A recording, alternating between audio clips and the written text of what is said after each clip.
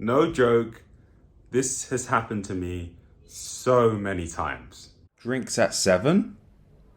I'll be there. Cheers, cheers. Come on, lad. Why did I drink last night? The next day. Let's drink at 7. Sure. Hey guys, it's London Lad Lost in Asia, and this video is going to be talking about how I've realized why self-improvement is so hard after quitting drinking for 30 days. The title is going to be something along the lines of that, but first off, let me just start off with how I started drinking and why. I started drinking when I went to university because everyone else seemed to be doing it at the time, and I felt like eventually I sort of caved in because there was this girl I liked. She was really hot and we ended up dating, and she was really nice. She was so pretty, man. And she was just like, come on, man. And she said something along the lines of,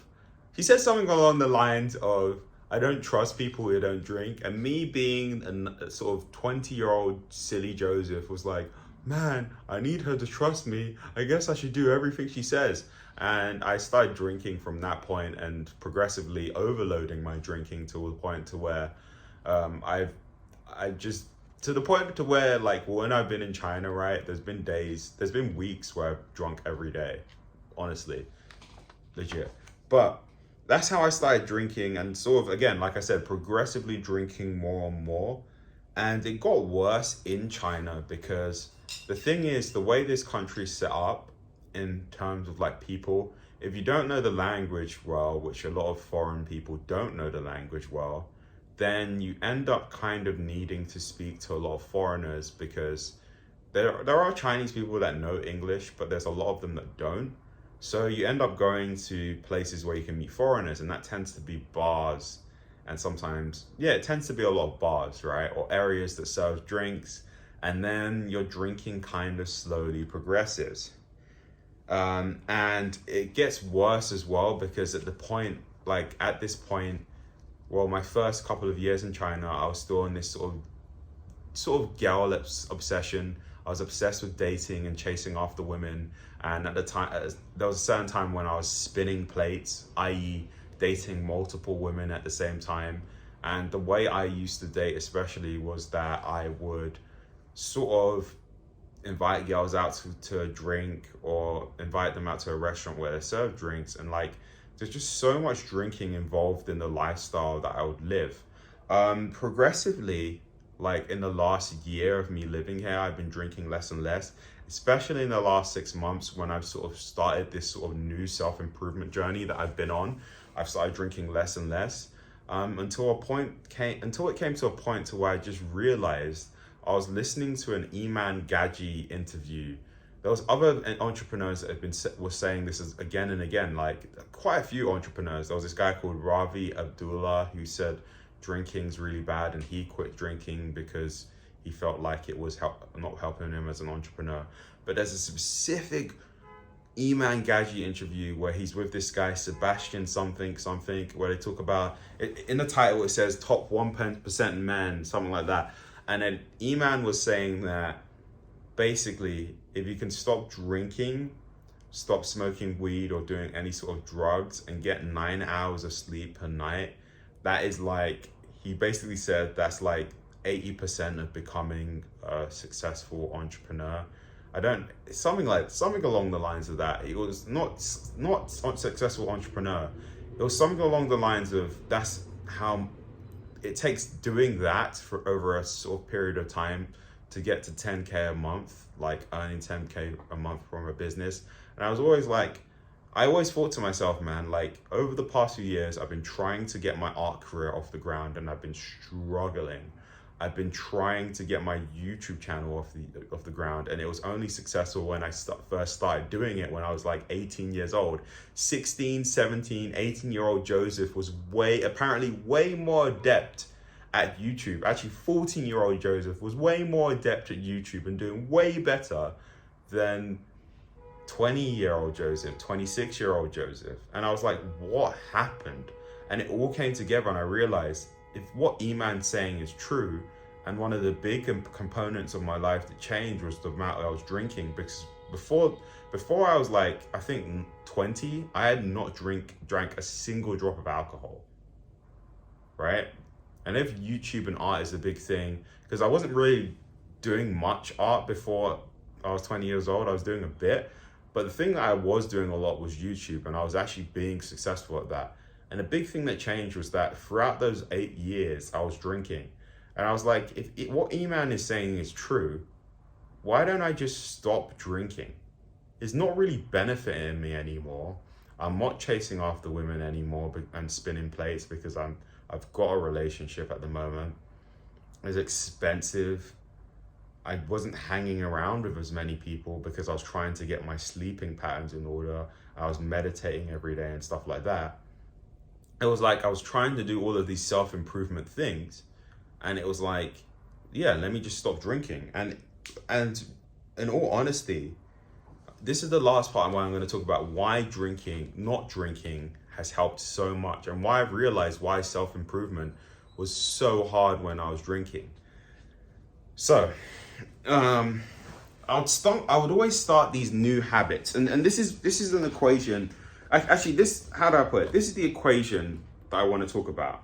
The problem that I had.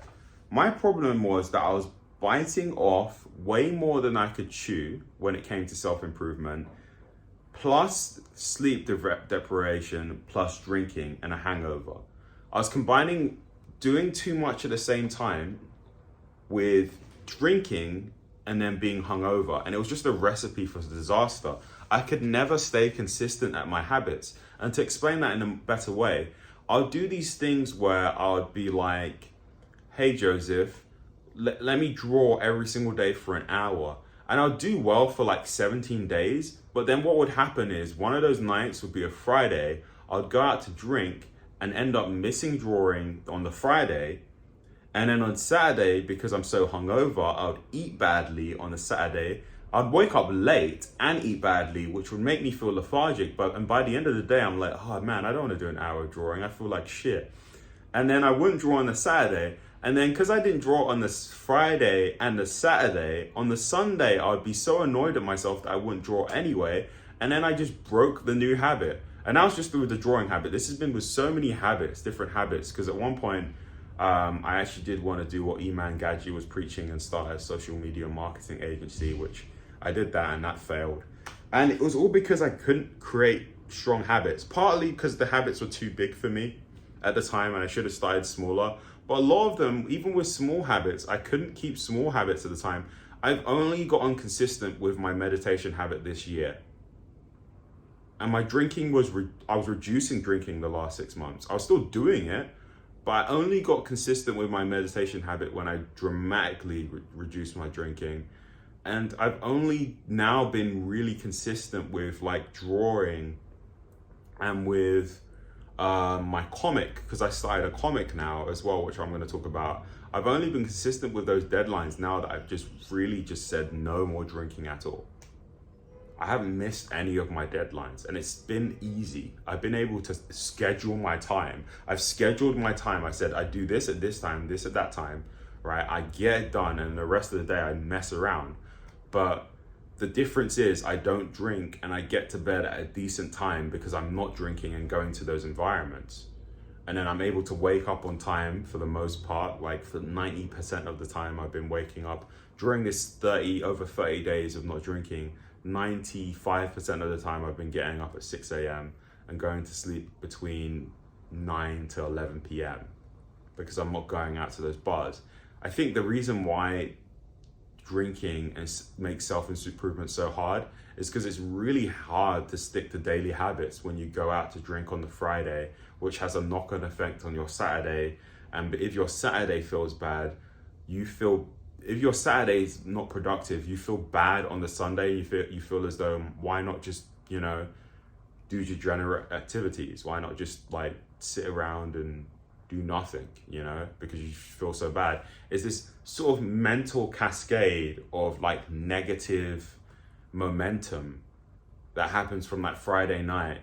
Like, again, because you could be good on the Monday, the Tuesday, the Wednesday, and the Thursday. You could be good. I've done this so many times. I've done this so many times where I'm good Monday to Thursday, but Friday comes because I'm so exhausted and annoyed with my full-time job at times. Friday would come and I'd be like, let me just drink some. And it would have this negative cascade on the weekend where the weekend is where you actually have most of your free time, but you feel so hungover and you feel so annoyed and you just end up not doing anything productive, which breaks that chain. You would have a chain of 4 good days on a habit, and then you would break it for 3 days. And then you're just like, man, I'm on and off of this all the time. And it just, eventually it would seep into the 4 good days. And it's just like, it just occurred to me that this is the reason why self-improvement is so hard, because if I drink, I end up throwing all of my schedules and routine out of the window for these parties that I'm not even enjoying anymore. Like, I've done it all now. I've done it all. I've seen it all.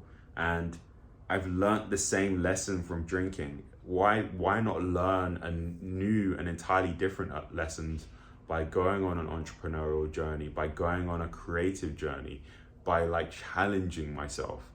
And yeah, that's just been my ramble. I think I'm on day 34 of being completely sober and not drinking anything. And I honestly, I want to carry on and keep doing this because, in all honesty, I understand why self-improvement is so hard when drinking all the time, or even drinking during the weekend. Anyway, this has been London Lad Lost in Asia. I wanted to transition into a good ending, but